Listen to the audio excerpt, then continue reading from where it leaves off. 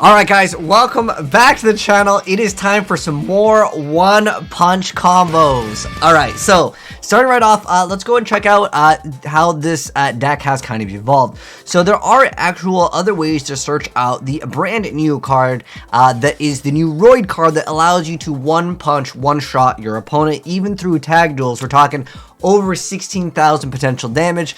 Wanted to give you guys kind of an update to the build that Fran was playing over here. So this is a really cool thing that you can do. So obviously Pinkatrop being able to summon itself, maybe popping something's pretty good. With the deck being able to potentially tribute that one card, or if you happen to have another card that lingers up on the board, YuGiOh can actually let you go right into UFO Turtle, giving you an extra 3 cards to get 3,000 additional damage. With that addition also, one thing that would be really good is Droplet, because you're going to be basically crashing your monsters into your opponents, and then you're going to be able to bring out your monster that has an insane amount of attack. But if your opponent happens to have a monster that has like 3,000 attack, you're going to be taking potentially like anywhere from 16 to 1,500 points of damage, depending on what floaters you're going for, right? In this instance, he goes ahead and summons the Blue Ice Jet Dragon, bounces that card back, but it doesn't really matter. At this point, wow, bam, one shot, 8,000, perfect. Now, I know, like, Blue Eyes, not the most meta. Heck, Blue Eyes even running the Lava Golem this day and age over here. This one's going to be pretty insane. Now, this is a much better duel, so I'm going to go and swap it to the POV of the person that is playing the one-punch deck. So I'm wondering if this deck will actually become something that people may try in a deck that has the potential for floaters. There's not too many meta decks that had like floaters. I remember back in the day, X-Sabers was the last deck that I remember off the top of my head that would like reoccur float for other things. Like, you know, you'd be like set Dark Soul, go ahead,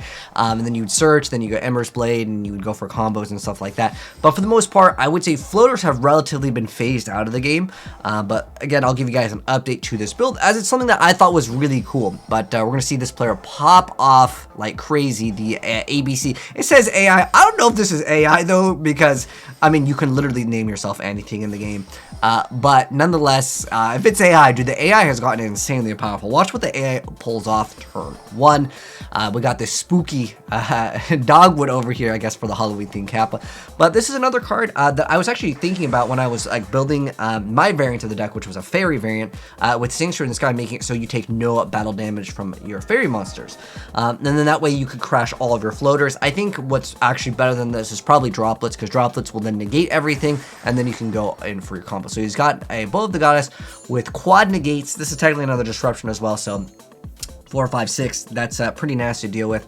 But obviously this card can search out the key card. He's going to go ahead and Bow of the Goddess say no to that card. So what this card does is it's Dragonroid. So what it does is if it's in your graveyard, you can make it become dragon while it's in the graveyard until the end of this turn. And then also you can discard it to actually add 1 non-win Roid monster from your deck to your hand, which is pretty much just going to be this. I mean, technically there's other targets in this because, well, we got that other Meteorush, right? Which is pretty hilarious. Meteorush is a light. Okay, so anyways, he's going to go ahead and start activating these effects. Now, what's interesting is this card actually does work, because I'm learning more about this deck, because anyone that wants to build it, you got to know how this works. So Blackwhiteroid can actually work during your opponent's turn as well, because it is a quick effect if 5 or more. I mean, it's minimum 5,000 attack. So if this card just comes out as 5k, you can literally run over almost everything in the game, right? So he's going to go ahead and attack into the Union Driver again and again. And then now you basically see where this is going.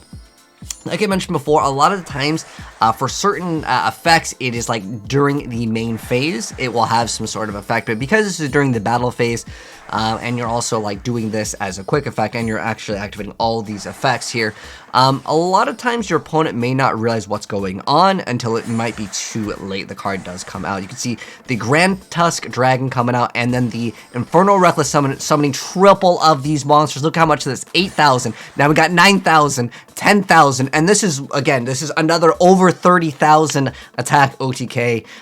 Yeah, I mean, it doesn't matter if it's tag duels or not. You are gaming your opponent. But let's show off the combo with the full extension over here against the AI Sword Soul over here. I don't know if this is, I don't know. Like, sometimes people, like, they'd like to troll a lot a bit over on YuGiOh Pro. Wish we had, like, some way to, like, not have this happen. But you'll see people with, like, certain usernames, like, don't use Mystic Mine, but they play Mystic Mine themselves. So again, I don't know if this is actual AI. The last duel was actually pretty decent. I don't know if it was actually AI, but nonetheless, we'll see the Sword player. But we're not here to talk about Sword Souls. We're here to talk about the One Punch deck, the Meteorush Blackwhiteroid.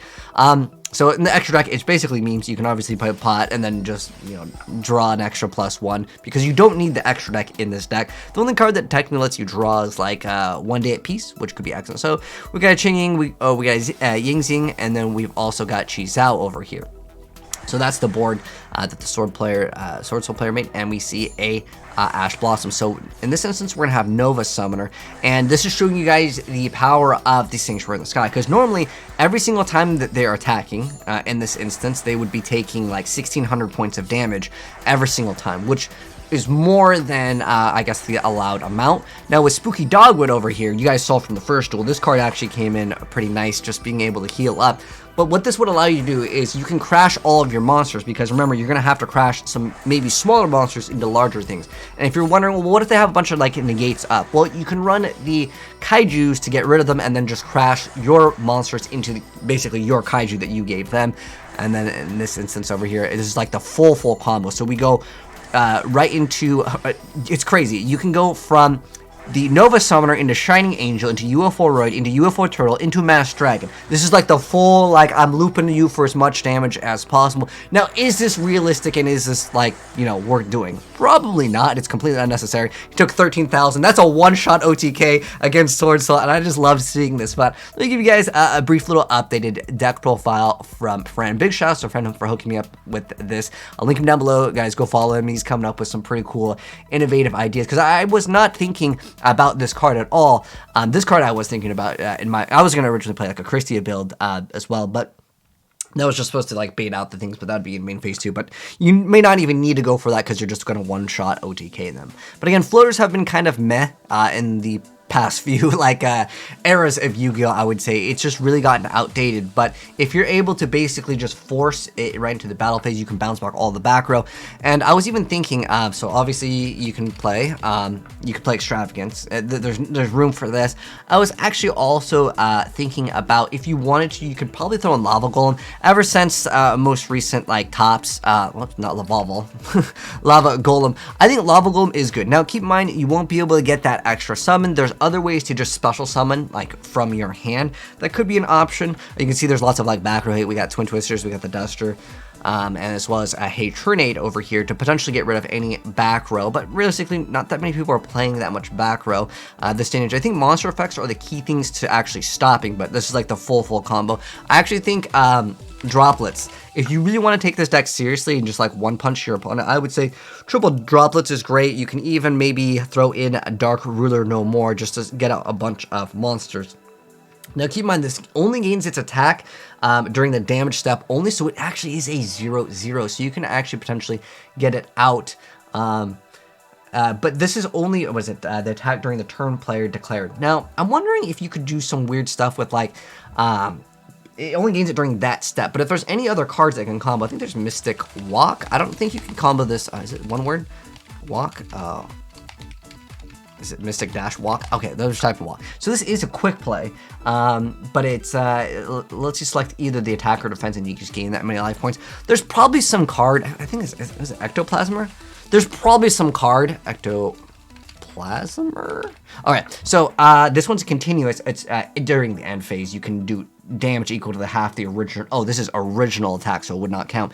There's probably some other cards. I'm curious to know down below what other card combos will let you activate this card during, remember, it's only during the damage step, so the card would have to be able to be activated during the damage step to just do some sort of burn damage to make it game. I'm sure that there are some cards like that, but that would probably be another way that you can make it game. But if you have something that has 15,000 attack, you literally attack into anything in its game.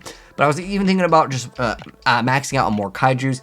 Again, most of the time, I would say if you're able to get your monster to have 11,000 attack, it's probably just going to be GG's. I think Infernal Reckless Summon, it's there for spicy, like you know, putting icing on the cake to win harder. I don't think it might not necessarily be needed, but it is a cool addition to the deck if you do want to go for that. But I think just giving your opponent a monster that you can just slam into as much as possible would be the ideal goal. But yeah, that was just showing off Sanctuary on the sky, just so you can, like, you know, not take the damage. But I don't know if I would really recommend that card, this card for sure. But I'll mouse over the cards really quick just so you guys can get an idea on what was actually shown off in the combo. But I definitely think droplets would be a great addition to the deck, because lowering your opponent's monsters, let's say that have like 3k attack to 1500, then you could just crash literally everything and you take 100 per each, where your opponent is going to be taking 1000 for each, if that kind of makes any sense. But anyways, I'll include the one-click download via the Discord also. Again, the extra deck doesn't matter. I'd probably recommend it playing Extravagance, but very, very cool deck from Brand. Big shout out to him once again. But anyways, thanks for watching, guys. If you guys enjoyed the video, drop a like on it. If you're new, subscribe, turn that bell, and sub to Fran as well down below. And I'll see you guys in the next video. Peace.